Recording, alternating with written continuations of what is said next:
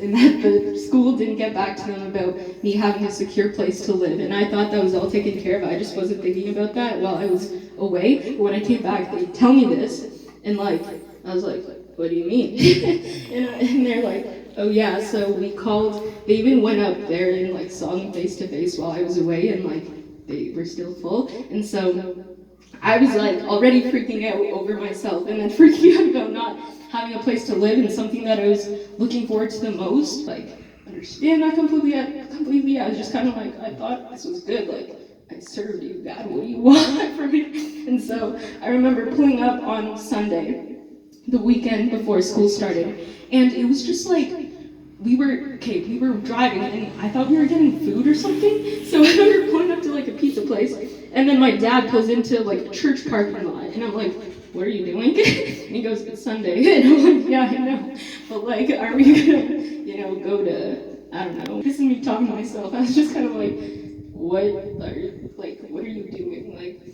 You're so, you feel like you've learned a lot in those 2 months, and then you leave that place, and it's like starting all over again. So, yeah, I guess the way that this like ties back in, like, basically the end of the story happens where like I end up finding a place to live, but it wasn't on residence under the school. But it's just a reminder as to how God had in return almost like a receipt, like I get exactly what I had in mind. But it was funny in that whole process of just like stressing out and like not feeling like the whole starting. I just feel like my whole entire school year is just crumbling apart, because like this is the first thing that I was seeking security in the one who's carried me through all these different things. Then I'm just gonna end up starting back at like block 1, and it's just kind of like another punch in the face. So it's really cool, I think now, like looking back on it a year ago almost, 8 months ago,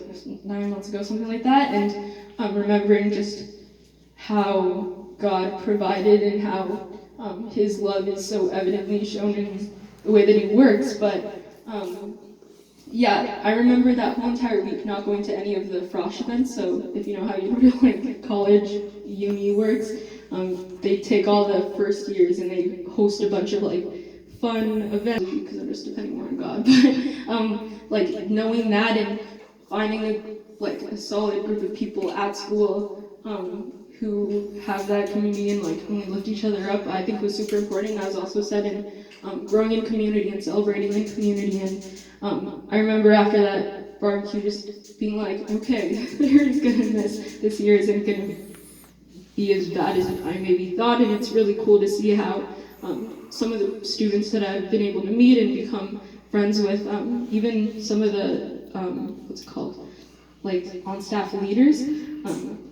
It's really cool to see how God puts people in your life to stretch you and grow you and lift you at. So in 12 days, I'm going to be heading up to Huntsville to serve at a Christian camp, again, overnight. But this year I have more of a different role, and it's going to involve a lot of discipleship with young teen leaders. And so the program that the camp has that I'm going to be in, so it's separate from the regular camp programs, is called SALT, so it's Skills and Leadership Training, and it's cool because we work with older kids between like the age of, I think like 16 to 18, and we get to be with them for 4 weeks. We're going to be doing things like going off-site camping on a different island. I don't know what that means, but like a different area, doing canoe trips, a lot of like off-site stuff, but in the midst of it all, just prayer for strength, guidance, the team cooperation, because it's a smaller knit team. There's going to be 6 of us serving all together, and so 3 girls, 3 guys, and we have a director under us we work with who's going to be leading us and showing these kids how to grow in their own personal faith, but also learning how to lead others through that. So it's a lot of like taking in, retaining in like application, and I'm really excited for what God's going to do. But in this time now, again, it's funny in the little things. I remember to take courage in the Lord. I didn't end up getting a part-time job like for the first 2 months that I thought I was in the summer.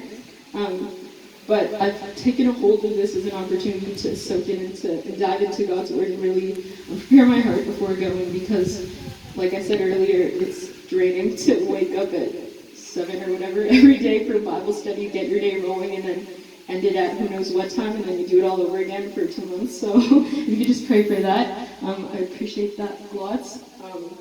I talk a lot, so I'm going to go now. Okay, bye. Amen.